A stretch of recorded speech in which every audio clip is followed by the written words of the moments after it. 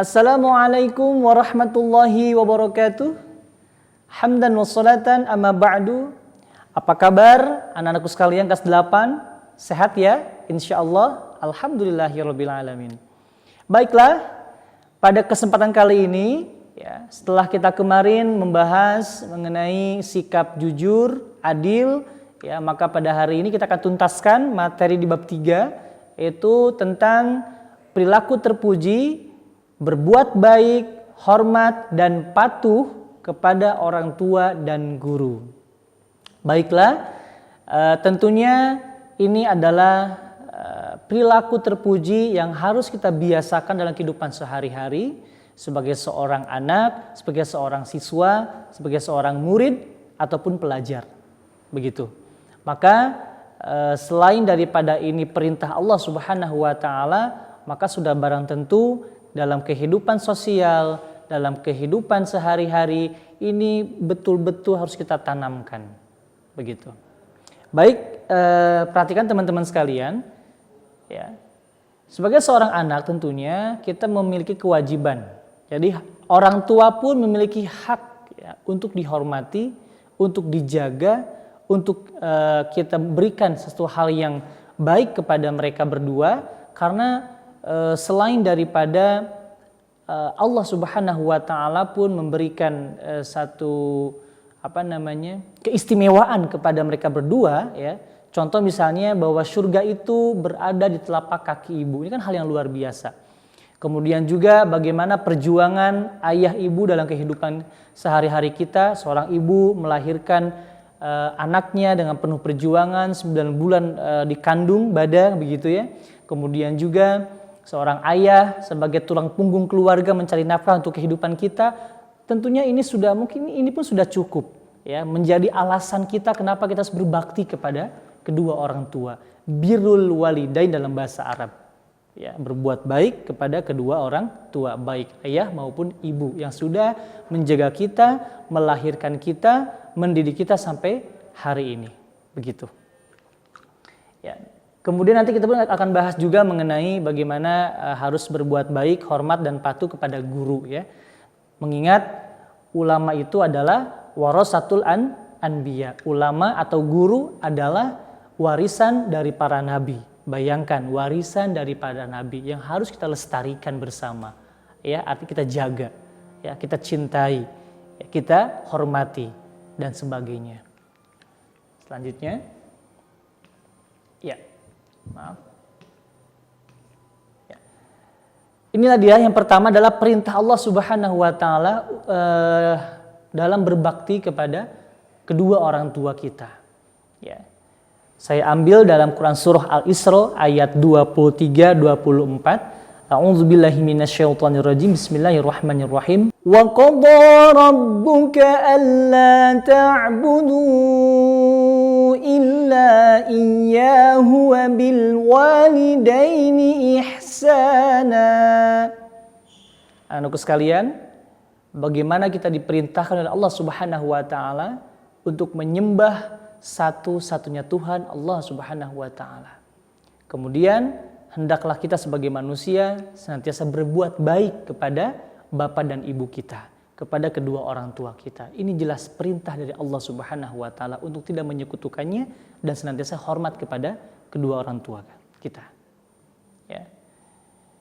Imma yablughanna 'indakal kibara ahaduhuma aw kilahuma fala taqul lahumā uff.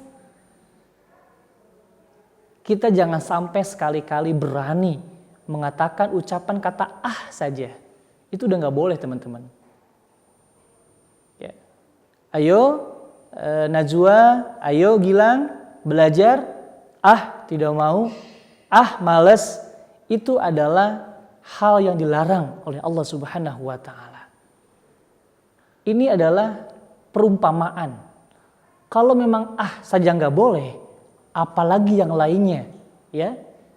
Dalam ayat selanjutnya dikatakan bahwasanya wala tanharhuma wa qul lahumā qawlan karīmā.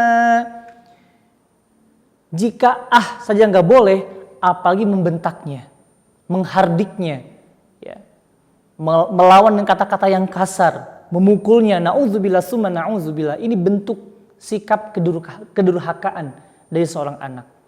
Hati-hati. Ya. Wa qul lahuma qaulan karima. Yang harus kita perhatikan adalah kita ucapkan perkataan yang mulia, perkataan yang baik kepada kedua orang tua kita.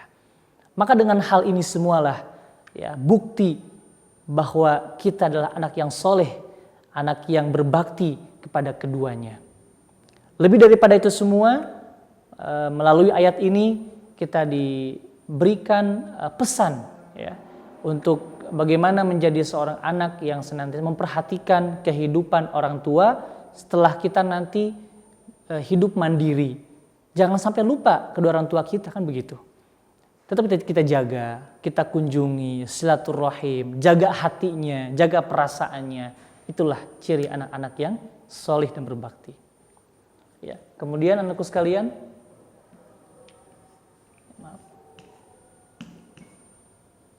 ya, ada sabda Nabi SAW ya, tentang pentingnya menghormati orang tua dan guru.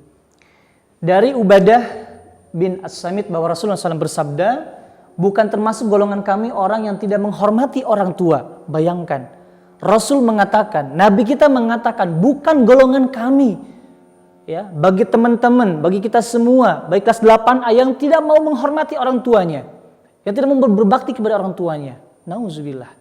Ya, tidak akan diakui sebagai umat Nabi. Ya. Kemudian ya, bagi mereka yang tidak menghormati guru, tidak menyayangi yang muda, tidak mengerti hak guru ulama kami, hadis riwayat Ahmad. Ini adalah sabda Nabi, Rasul yang mengatakan langsung kepada umat-umatnya. Ya. Lebih lanjut, ulama mengatakan bahwasanya ya, al-hurmatu khairum minat ta'ah. Karena betapa pentingnya sikap hormat, ya, patuh, taat kepada orang tua dan guru, gitu, ya, sampai-sampai dalam kitab Ta'limu Ta'lim, ya, dikatakan bahwasanya tadi al-hurmatu khairum minat ta'ah. Hormat itu lebih baik daripada taat kita kepada Allah. Tapi dalam arti kata tidak mengagung-agungkan berlebihan ya kepada seorang guru dan orang tua.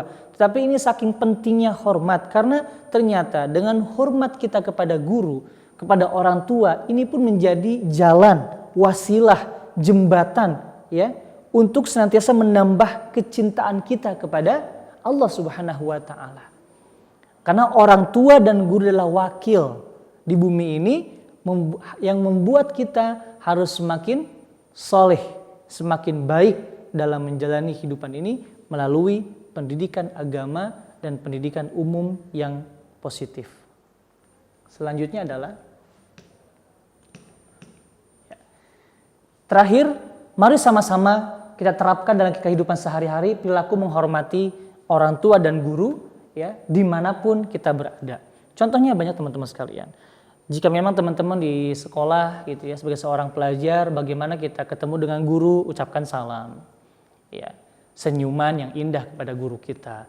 Guru sedang mengajar ya, baik mengajar di rumah secara online ataupun di sekolah, kita pun semangat untuk memperhatikannya, tidak mengabaikannya. Begitu. Sebagai sebagai etika dan adab kita kepada seorang guru. Ketika di rumah ya, orang tua menyuruh kita tuh standby belajar dengan penuh semangat, disiplin. Ayona segera siapkan laptopnya, siapkan buku pelajarannya. Pak Hengki sudah mulai sebentar lagi, ayona. Maka kita pun harus mengikutinya. Itu adalah bentuk taat kita kepada orang tua di rumah.